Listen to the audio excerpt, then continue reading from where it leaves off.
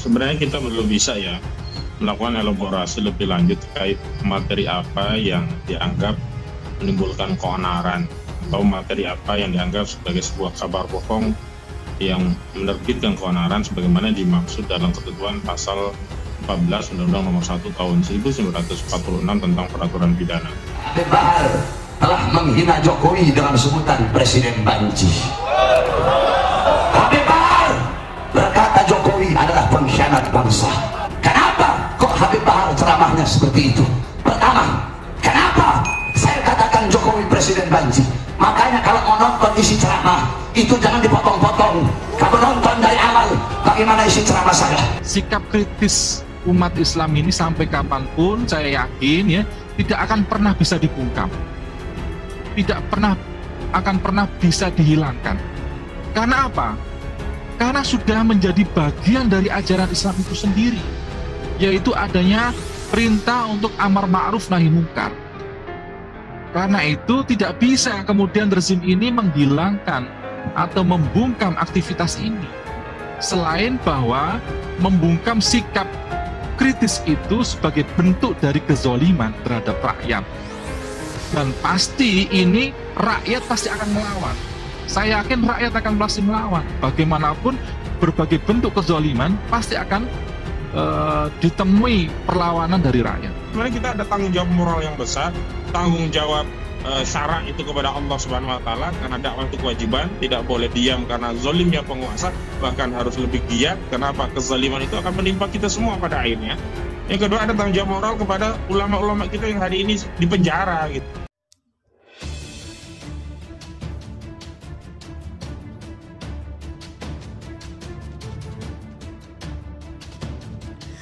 Misteri dugaan ijazah palsu Presiden Jokowi.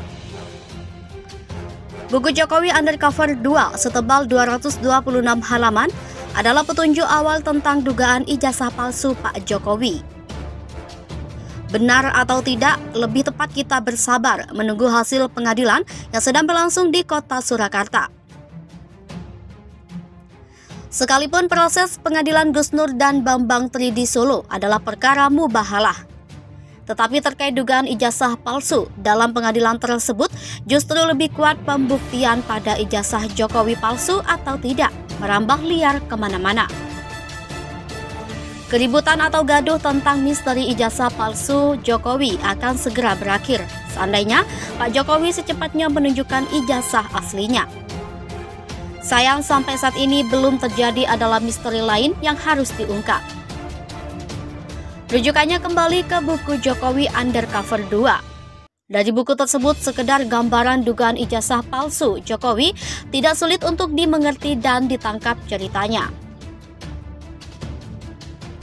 Cukup menarik tentang dugaan ijazah palsu ini dilengkapi dengan bukti-bukti dokumen dan petunjuk proses pemalsuannya. Bambang Tri sampai pada kesimpulan bahwa ijazah Jokowi khususnya ijazah SMA diduga kuat palsu. Misteri dugaan palsunya ijazah Jokowi ternyata juga merambah pada ijazah SD dan SMP dan SMA-nya. Sekalipun hanya ijazah SMA-nya yang saat itu menjadi syarat pelengkapan administrasi saat maju sebagai wali kota, gubernur, dan presiden. Berdasarkan informasi, penjelasan dari anak Pak Jol Martono yang menyatakan bahwa ijazah Jokowi di SMA Negeri Surakarta dari kelas 3 IPA 2 tahun 1980 bernomor seri 008112 adalah palsu. Karena nomor ijazah dengan nomor seri tersebut adalah milik Joko Wahyudi, bukan milik Joko Widodo. Terbaca proses cara pembuatan ijazah palsu di otak-atik nomor induk yang dipalsukan.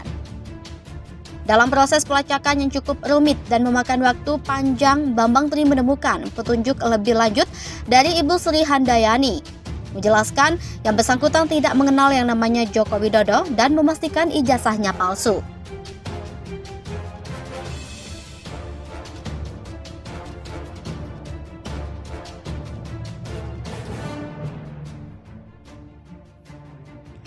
Pada halaman tersebut, Bambang Tri sudah bersumpah, tembak kepala saya kalau saya tidak bisa membuktikan ijazah Jokowi palsu, SD, SMP, SMA, dan UGM.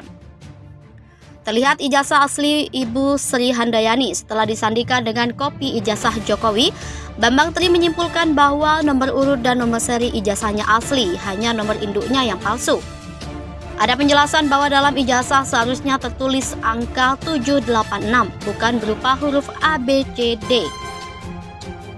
Penjelasan dari Ibu Handayani bahwa ijazah asli hitam putih karena di tahun 1980 belum ada foto editan. Ada kedekatan Ibu Sri Handayani sebagai teman Jokowi sejak di SMP 1 Negeri Surakarta. Dalam buku tersebut tidak kalah banyak saksi-saksi hidup yang membenarkan bahwa ijazah Jokowi adalah asli. Silah sengkarut tak ada artinya kalau masih bersikukuh benar dengan pendapatnya masing-masing. Jalan terbaik adalah lewat pengadilan, tunjukkan ijazah asli Jokowi langsung ke masyarakat. Ada tanda tanya dari mana Bambang Tri bisa mengatakan dokumen yang dimiliki adalah palsu atau tidak palsu. Perlu cek dan dicek terdengar info ternyata Bambang Tri ada bantuan dari ahlinya yaitu Roy Suryo di Yogyakarta. Roy Suryo sering menjadi narasumber di berbagai media massa Indonesia untuk bidang teknologi informasi, fotografi, dan multimedia. Oleh media massa Indonesia, ia sering dijuluki sebagai pakar informatika, multimedia, dan telematika. Seandainya ternyata benar bahwa ijazah SD, SMP, dan SMA Jokowi benar-benar palsu, ini aib besar bagi bangsa Indonesia, dan hal tersebut cepat atau lambat akan berakibat hukum yang sangat berat bagi Jokowi. Soal sidang ijazah palsu Presiden Jokowi, pengacara ungkap kejanggalan dan tak ada pembuktian atas ijazah asli. Ahmad Kozinuddin selaku pengacara terdakwa kasus penyebaran berita bohong ijazah palsu Presiden Joko Widodo, Sugi Nurharja atau Gus Nur dan Bambang Tri Mulyanto masih tetap mempertanyakan keaslian ijazah Presiden Jokowi dalam persidangan. Selain itu, Kozinuddin juga menyayangkan kualitas saksi ahli yang muncul dalam persidangan. Kozinuddin melalui YouTube channelnya Jumat 10 Februari 2023 menceritakan mengenai kejanggalan persidangan terutama kesaksian dari saksi ahli yang ditampilkan jaksa penuntut umum. Yang pertama, ahli sosiologi hukum dan yang kedua ahli bahasa.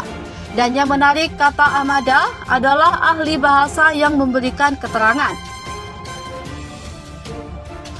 Ia menambahkan segala sesuatu pekerjaan haruslah melampirkan ijazah asli apalagi seorang presiden yang memimpin negara.